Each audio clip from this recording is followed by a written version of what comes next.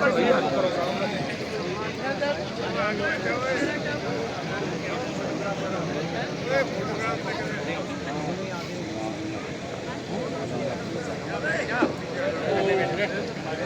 भारत माता की जय, भारत माता की जय। Colonel Kirori Singh Bainsla, colonel Kirori Singh Bainsla. आज के कर्नल श्री किरोड़ी सिंह जी बैसला जी के प्रतिमा अनावरण के कार्यक्रम में उपस्थित मंचासीन विराजमान मेरी कैबिनेट में मेरे साथी गृह राज्य मंत्री सम्मानीय जवाहर सिंह जी मैडम साहब, देवनारायण बोर्ड के अध्यक्ष भाई ओम प्रकाश जी भड़ाना साहब, करौली के विधायक भाई दर्शन सिंह जी गुर्जर साहब, हमारी पार्टी के प्रदेश के मंत्री भाई भूपेंद्र सैनी जी, स्वर्गीय कर्नल किरोड़ी सिंह बैसला के सुपुत्र सम्मानीय दौलत सिंह जी बैसला साहब, उनकी सुपुत्री सुनीता बैसला जी, और हमारे देवनी उनियारा से प्रत्याशी रहे कर्नल किरोड़ी सिंह बैसला जी के सुपुत्र भाई विजय बैसला जी, हमारे पूर्व मंत्री भाई हेम सिंह जी भड़ाना, हमारी पूर्व सांसद रंजीता जी कोहली, पूर्व विधायक मान सिंह जी गुर्जर साहब, प्रदेश के उपाध्यक्ष पूर्व विधायक भाई हेमराज मीना जी,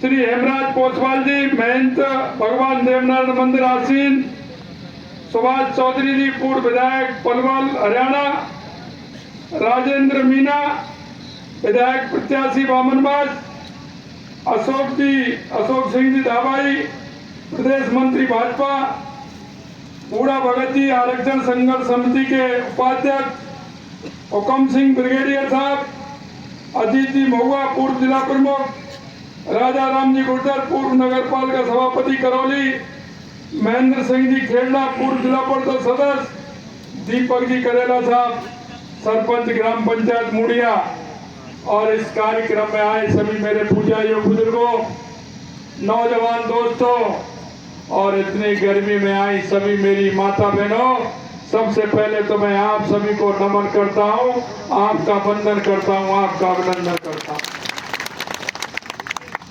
क्योंकि आप ऐसे कार्यक्रम में आए हैं। कर्नल साहब ने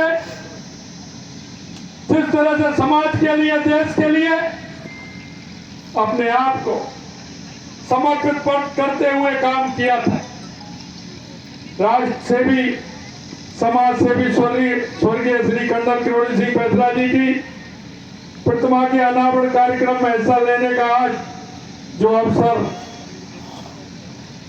प्रदान किया है, इसके लिए मैं आप सभी का बहुत बहुत बहुत बहुत आभारी हूं। सबसे पहले मैं स्वर्गीय कर्नल साहब को श्रद्धांजलि अर्पित करता हूं और आप सभी से कहना चाहता हूं, जिस जीवनता के साथ कर्नल साहब ने देश और समाज की सेवा की, हमें उससे प्रेरणा लेनी चाहिए, उससे प्रेरणा लेनी चाहिए। कर्नल साहब का उद्देश्य इस देश के लिए था, समाज के लिए था, और मेरे पिछड़े हुए उस गांव के लिए था जहां गांव में शिक्षा और चिकित्सा की आज भी आवश्यकता है। मैं आपसे कहना चाहता हूं मेरे भाई और बहनों, जिस तरह से कर्नल साहब ने एक गांव से निकल करके दुनिया को देखा, उन्होंने आगे चल के जिस तरह से अपने आप को और अपने आप के विचार को बढ़ाने का काम किया, मैं मुड़िया की माटी को भी नमन करता हूं, जिसने कर्नल साहब जैसे राजपूत और समाज सेवक को जन्म दिया। देश में समय समय पर ऐसी विभूतियां जन्म लेती हैं जिन्होंने अपना जीवन देश और समाज के लिए समर्पित कर दिया।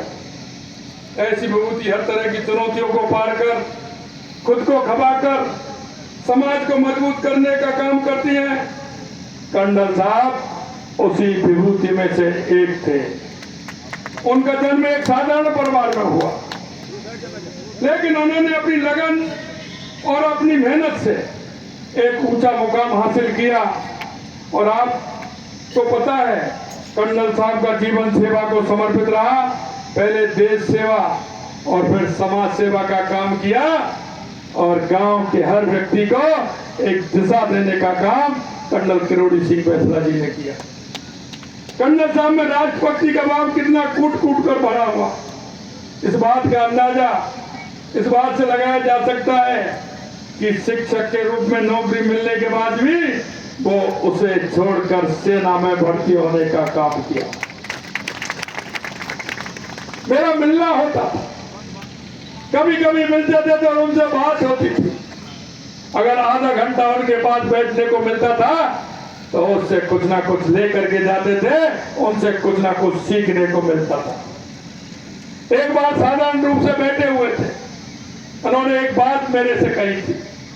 वैसे वो हमने आपने सभी ने किताबों में पढ़ा है, लेकिन उनका वो ध्येय वाक्य था। उन्होंने कहा, घर परिवार के फायदा के लिए अगर गांव का फायदा हो तो अपने घर परिवार का फायदा छोड़ देना चाहिए। अगर क्षेत्र का फायदा हो तो गांव का फायदा छोड़ देना चाहिए। अगर तहसील का फायदा हो तो क्षेत्र का फायदा छोड़ देना चाहिए। और जिले का फायदा हो तो तहसील का फायदा छोड़ देना चाहिए। अगर प्रदेश का फायदा हो तो जिले का फायदा भी छोड़ देना चाहिए। और राष्ट्र का फायदा हो तो प्रदेश का भी छोड़ देना चाहिए। ये उनके विचार में था। उनके अंदर राष्ट्रीयता की भावना कूट कूट करके भरी हुई थी।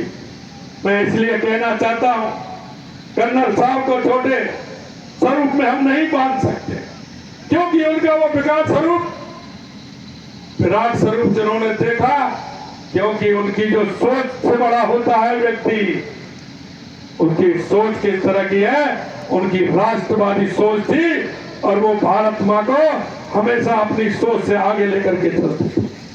भाइयों बहनों, मैं कहना चाहता हूं, कर्नल साहब ने अपने परिश्रम से सेना में सिपाही से लेफ्टिनेंट कर्नल तक का सफर तय किया।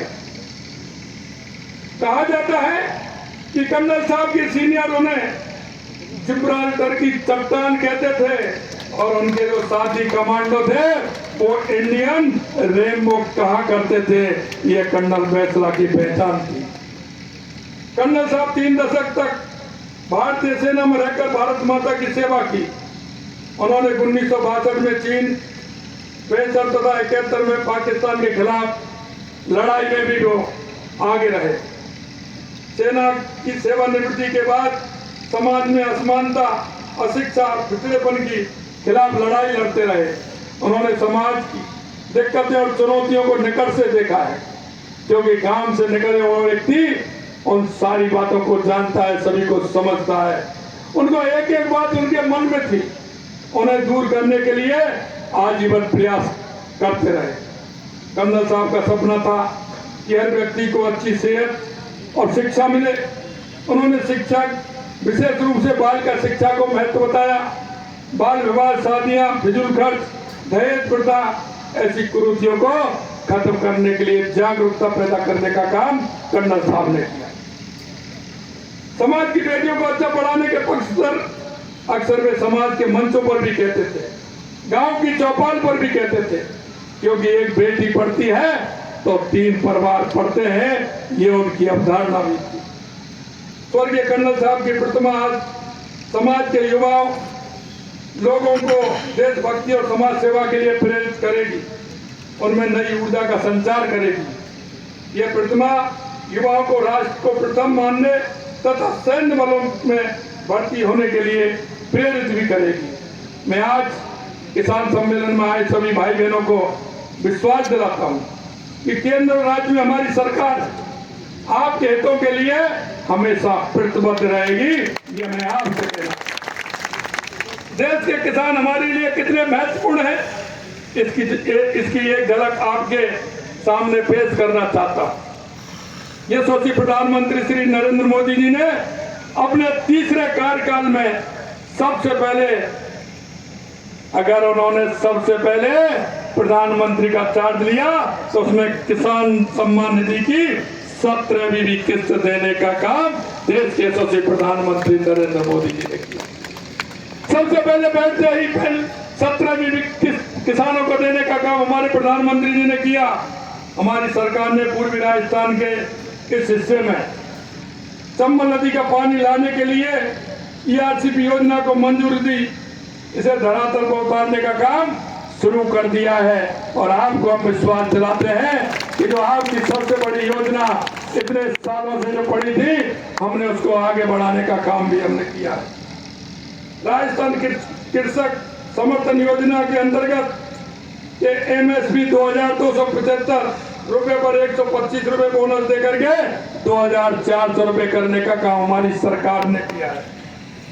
PM किसान सम्मान निधि जो हमें 6000 रुपए मिलती थी, आपको ध्यान होगा हमारे पहले बजट में हमने 2000 रुपए बढ़ाते हुए उसे 8000 रुपए करने का काम भी हमारी सरकार ने किया। फसली ऋण वितरण योजना 10,000 करोड़ रुपए का ब्याज मुक्त फसली ऋण उपलब्ध कराया जाएगा, ये हमने किया है। 41,137 नवीन कृषकों को ऋण उपलब्ध कराने का काम हमारी सरकार कराएगी, ये भी हमने किया है। 40,000 से अधिक कृषि कनेक्शन जारी किए गए हैं, ये भी हमारी सरकार ने 3 महीनों के अंदर किसानों के लिए किया है। मित्रों, मैं आपसे कहना चाहता हूँ, किसानों के बिजली के बिलों में 8,000 करोड़ रुपए का अनुदान दिया गया है। 50,000 से अधिक किसानों के खेतों में सोलर पंप स्थापित करने की स्वीकृति प्रदान की है और आने वाले समय में 50,000 सोलर पंपों की स्वीकृति और प्रदान हो जाएगी, ये हम आपको विश्वास दिलाते हैं। बीज एवं फर्टिलाइजर मशीनरी आदि को सस्ते दाम में उपलब्ध कराने के लिए ग्राम पंचायत में 14,000 PM किसान समृद्धि केंद्र स्थापित किए गए हैं। गौपालक क्रेडिट कार्ड योजना में 5 लाख गौपालकों को 1 लाख रुपए तक का ब्याज मुक्त ऋण उपलब्ध कराने का काम हमारी सरकार ने किया है। पहले किसान क्रेडिट कार्ड मिलता था, लेकिन अब गौपालक क्रेडिट कार्ड भी आपको मिलेगा, वो 1 लाख रुपए का मिलेगा और बिना ब्याज के ऋण आपको मिलेगा। पशुओं को चिकित्सा सेवा उपलब्ध कराने के लिए 248 मोबाइल वेटरनरी इकाइयों की शुरुआत की गई है। हमारी सरकार कर्नल साहब के सुरक्षित राज्य समृद्धि किसान और खुशहाल समाज की संकल्पना को साकार करने में जुटी है। मैं एक बार पुनः स्वर्गीय कर्नल किरोड़ी सिंह बैसला जी को श्रद्धांजलि अर्पित करता हूं और उन्होंने जो कहा था, उनका जो सपना था, और वो सपना उनका था कि हर शिक्षा और चिकित्सा का उनका जो सपना था, मुझे पता है क्योंकि इस मूडिया से और पास से काफी गांव जुड़े हुए हैं। यहाँ PSC है और आवश्यकता CSC की है। मैं आपको कहना चाहता हूँ, आज इस मौके पर PSC से CSC करने की घोषणा करता हूँ। एक मैं आपसे कहना चाहता हूँ, मेरे को कई बातें आपने बताई है, सुनीता जी ने कहा है, लेकिन कुछ बात तो उसमें होने वाली है जो बीच में आ गई है, उनकी मैं आज नहीं कह सकता। लेकिन शिक्षा और चिकित्सा का जो उन्होंने कहा है, शिक्षा का भी कोई ना कोई ऐसा इंस्टीट्यूट हम करेंगे जो कर्नल साहब के लिए समर्पित होगा, उनके भावनाओं पर समर्पित होगा। मतलब मैं आपको यही कहना चाहता हूं, जिस तरह से कर्नल साहब के जो विचार थे, उन विचारों को हमें आगे बढ़ाना हो। हमें उन समाज के उन लोगों को जो अंतिम पंक्ति में हमारा भाई, हमारा ऐसा व्यक्ति बैठा है जिसको आवश्यकता है, ये सरकार की भी जिम्मेदारी है। साथ साथ में हम नागरिक होने के नाते हम नागरिकों का कर्तव्य भी बनता है कि हमारे मोहल्ले में, हमारे गांव में, हमारे पड़ोस में ऐसा कौन सा व्यक्ति है जिसको आवश्यकता है, तो हमारी भी जिम्मेदारी है कि उसको केंद्र सरकार की और राज्य सरकार की योजनाओं से लाभ दिलाने का काम हम करें। ये हमारी भी जिम्मेदारी है। कई बार हम देखते हैं हमारी सरकार की योजना है, हम नाम मांगते हैं, हम देखते हैं। हमारी विश्वकर्मा योजना है, स्वनिधि, प्रधानमंत्री स्वनिधि योजना है। इस तरह की हमारी बहनों के लिए कई प्रकार की हमारी योजना है, लेकिन उन योजनाओं का ठीक प्रकार से हम लाभ नहीं ले पाते। मैं आपसे इतना ही कहना चाहता हूं कि आप सभी आगे आए और अपने नागरिक होने के दायित्व को भी पूरा करें। समाज के अंदर कोई हमारा अंतिम पंक्ति में जिसको लाभ मिल सकता है वो व्यक्ति बैठा है, तो उसको आगे ला करके लाभ दिलाए। इतना ही मैं आप सभी से कहना चाहता हूं। हमारी सरकार ने जो आपके बीच में वादे किए थे, हम आपसे विश्वास दिलाना चाहते हैं, हम एक एक वादे को पूरा करेंगे, एक एक वादे को पूरा करेंगे। लेकिन हम ऐसा नहीं करेंगे। जो पार्टियां हैं, सरकार आती है, लोग लुभाने वादे भी करती है। पहले भी देखा होगा, आप भी देखे होंगे किस तरह से परगलाने का काम करते हैं।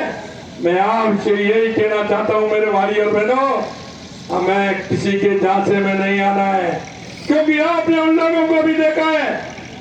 क्योंकि आजादी के 75 साल के बाद भी हम अगर गांव में देख रहे हैं तो शिक्षा, चिकित्सा, सड़क, बिजली की बात करते हैं। मैं आपसे कहना चाहता हूं, इस देश के अंदर सबसे ज्यादा अगर प्रदेश में और देश में राज किया तो किसने किया? अब वो किससे पूछना चाहते हैं? उन्होंने उस गांव की दूरी और शहर की दूरी को बढ़ाने का काम क्यों किया? उन्होंने उस गांव में अगर वो सारी व्यवस्थाएं होती तो आज वो इतने बड़े पहाड़े को छोड़ करके 15x30 के उस मकान में या उस फ्लैट में रहना कोई पसंद नहीं करता। वो इसलिए कि उसको गांव में शिक्षा से लेकर चिकित्सा के लेकर के उनकी पूर्ति नहीं होती है, इसलिए वो शहर में जाता है। अगर हम कहना चाहते हैं 70 साल में उन लोगों ने क्या किया, आपके बीच में आए तो उनसे पूछना चाहिए। मैं आपको कहना चाहता हूं, इस प्रधानमंत्री ग्राम सड़क योजना के नाम से हमारे यशस्वी प्रधानमंत्री स्वर्गीय अटल बिहारी वाजपेयी जी ने प्रारंभ किया, और आज धीरे धीरे आप देख रहे हैं एक एक काम को सड़क से जोड़ने का काम भारतीय जनता पार्टी ने किया। भारतीय जनता पार्टी ने। आज हम चिकित्सा की बात करते हैं। हमने कहा कि हर व्यक्ति को चिकित्सा की सुविधा मिलनी चाहिए, शिक्षा की सुविधा मिलनी चाहिए। हमने कहा हर व्यक्ति को नल से जल मिलना चाहिए। आप देख रहे हैं जेजेएम के अंदर कितना केंद्र सरकार से पैसा आया, या तो वो पैसा लगा नहीं, लगा तो भ्रष्टाचार की भेंट चढ़ गया। मेरे उस किसान भाई को, मेरे उस गांव के उस व्यक्ति को पानी पहुंचाने का काम नहीं किया। और आप देख रहे हैं पानी का सोर्स पहले नहीं देखा, और मेरे गांव की सड़क खोद करके डाल दी और उसमें पाइपलाइन डाल दी। गांव में पानी भी नहीं जा रहा है और मेरे गांव की सड़क भी तोड़ने का काम पूर्ववर्ती सरकार ने किया। मैं आपसे इतना ही कहना चाहता हूं, आप विश्वास रखिए कि हमारी सरकार ने एक एक काम किया है। वादा जो आपसे किया उसको पूरा करेंगे। और आपने ये भी देखा होगा प्रधानमंत्री जी ने दीनदयाल ज्योति के नाम से हर गरीब को बिजली का कनेक्शन देने का काम किया है। मैं आपसे यही कहना चाहता हूं, हमारी जो मूलभूत सुविधा है उनको करना आवश्यक है। हमारे उस व्यक्ति को अगर उसका लाभ मिलेगा तो उसका लाभ उसका बेटा भी लेगा, बेटी भी लेगी। हमारी बेटी भी आगे बढ़ेगी और हमारा बेटा भी आगे बढ़ेगा। मैं आपसे यही निवेदन करना चाहता हूं, आज के दिन कर्नल साहब के प्रतिमा अनावरण के कार्यक्रम में आप सभी से इतना ही अनुरोध है कि आप आइए, साथ चलिए और हम आप साथ चलें और हमारे इस प्रदेश को मजबूत बनाएं, हमारे गांव को मजबूत बनाएं, हमारे क्षेत्र को मजबूत बनाएं। इतना ही मैं आपके बीच में रखना चाहता हूं। आप सभी लोग इतनी बड़ी संख्या में इस गर्मी के समय में आए, आप सभी को मैं बहुत बहुत धन्यवाद और साधुवाद देता हूं। आप सभी को बहुत बहुत धन्यवाद। नमस्कार, जय हिंद, जय भारत। धन्यवाद माननीय मुख्यमंत्री जी।